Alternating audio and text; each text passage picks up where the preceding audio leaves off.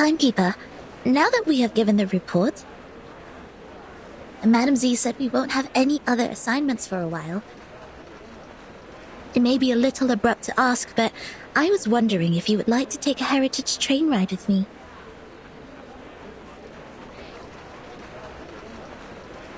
Please, trust me, this journey will be the best ever. Let's start off immediately and come back furtively, so nobody will know. No, thank you. I'm not interested. Okay, fine.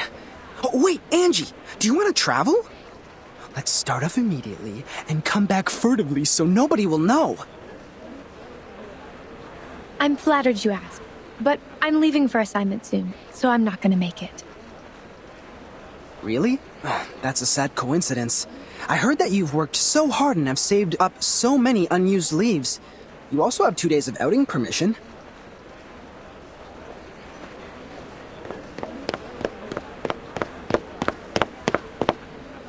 Oh, hey guys. Us? Yes, you guys. Our great Miss Timekeeper and her excellent assistant, Sonetto. Am I right? Accepting the title Great without hesitation, you are really the Verdun we've heard about. Heard about? We all know the trouble you stirred up. I was several grades above you. Though the instructors prohibited any discussions of that incident, they couldn't stop people from being curious. But soon no one asked about that anymore, because it is the wrong thing to do, and there was no vacancy in the guardhouse. Anyways, I remember you. Don't worry, Timekeeper. Although his manner is debatable, he's not a bad person. He was the one who received the Outstanding Contribution Award in the latest annual appraisal. Allow me to introduce... No, wait! Don't use that name. Here with Timekeeper, just call me Horopedia, which I prefer. Okay, Mr. Horopedia. I've never heard of this nickname of yours. It's a long story. I can share with you at another time. Now, let's get down to business. Have you guys heard of the myth of the Green Lake campsite?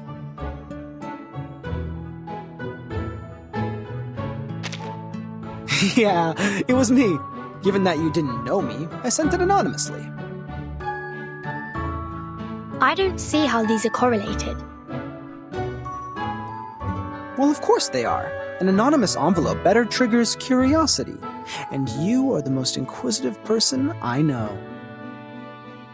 Didn't you worry that I might throw it away? Honestly, I did. So I wrote to another 13 people. Now I have 6 maps. But don't be upset. Yours is the most intact one, so I selected it. Thank you for your approval. A mystery solved. No wonder I found the handwriting on the envelope familiar. I did some research on Green Lake campsite after piecing together the map. It was the map of one of the training bases of Xeno. They used to train their youth force there in the early 60s and deserted that base in the early 70s. It had been under use even before it was abandoned. It was more of a Boy Scout camping site than a military training base. Exactly, Miss Sonetto. But this is the outdated version of the story now. This is not your fault. You haven't been in the headquarters for a long time, so you must have missed out on some first-hand information. Now, about the Green Lake campsite, we have some updates.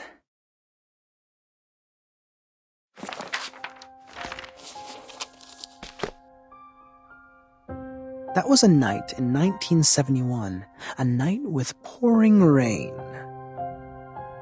Heavily and hastily, sheets of rain formed a barrier, isolating the woods from the outside world.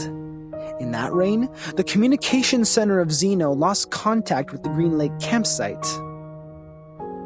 Was it normal rain? It was. Drops of water with dust falling from above. It didn't cause any illusions or unusual symptoms, but took away all the youth force stationed at the campsite. In the cabin they lived, people found clothes, blankets, even books left open on the table. What does not move or breathe stayed there as usual, but their owners, those living youngsters, disappeared from the woods like drops of dew under the sun. Since then, nobody has ever seen those youth force again. Zeno has not, nor Laplace, nor us. Green Lake Campsite has then become a ghastly and deserted land. Miss Sonetto, please put down your hands. They're hindering your ears from receiving information. You might then miss the climax. Thank you for the kind reminder. It was an unforgettable night. 3 months later, all the missing members of the youth force came back to Zeno.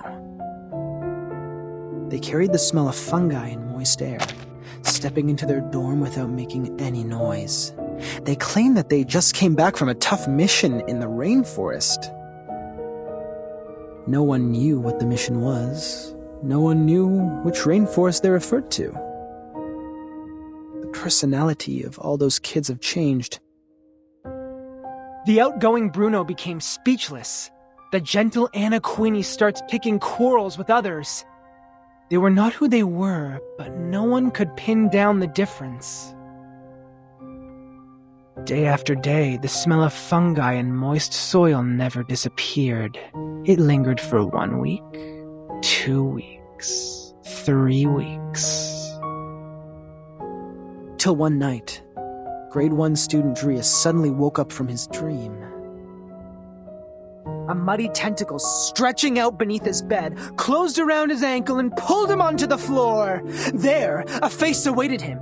A hideous face of a human-like creature with a bloody mouth.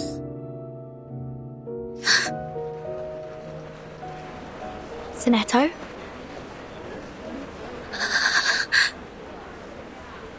Sonetto, easy. You're going to break your wand. I know. I was just a bit caught off guard. It has never come to my mind that such a bizarre event would take place within an official institution. Funny story, Mr. Horopedia. As an urban myth, however, the ending is way too clear and powerful. The element of drama ruins its authenticity.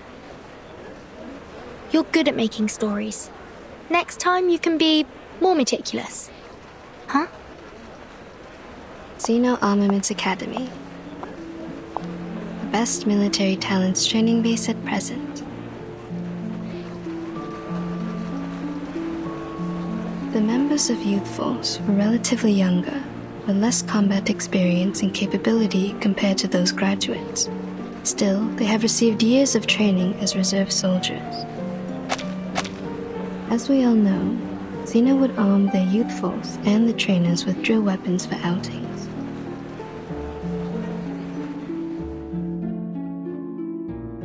It was nearly impossible to wipe out a youth force in the territory of Zeno without being noticed by the Academy.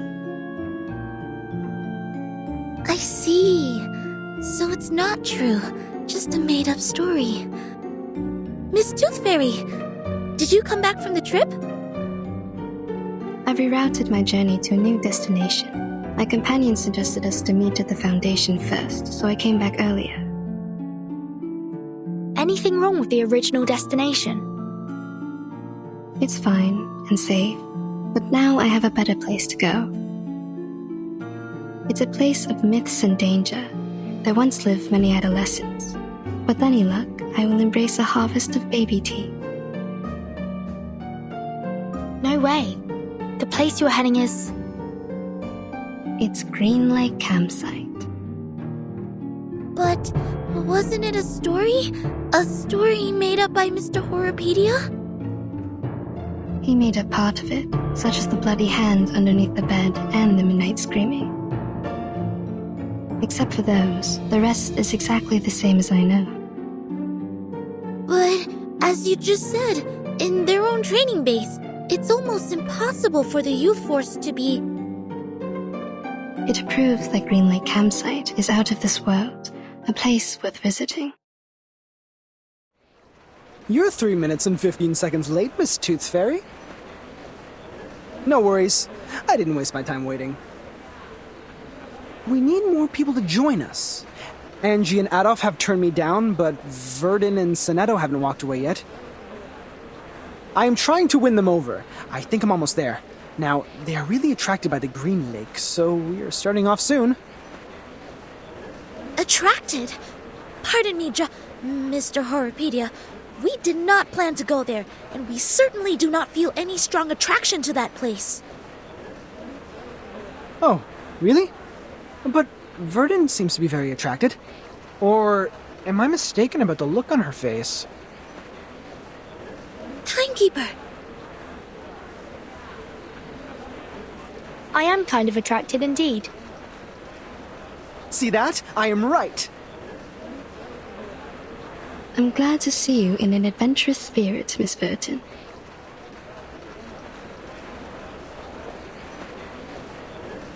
Great! Take your suitcase, pack your clothes, don't forget to bring 2 novels to kill time. Now, let's take the hands of our 2 new partners. Journey on!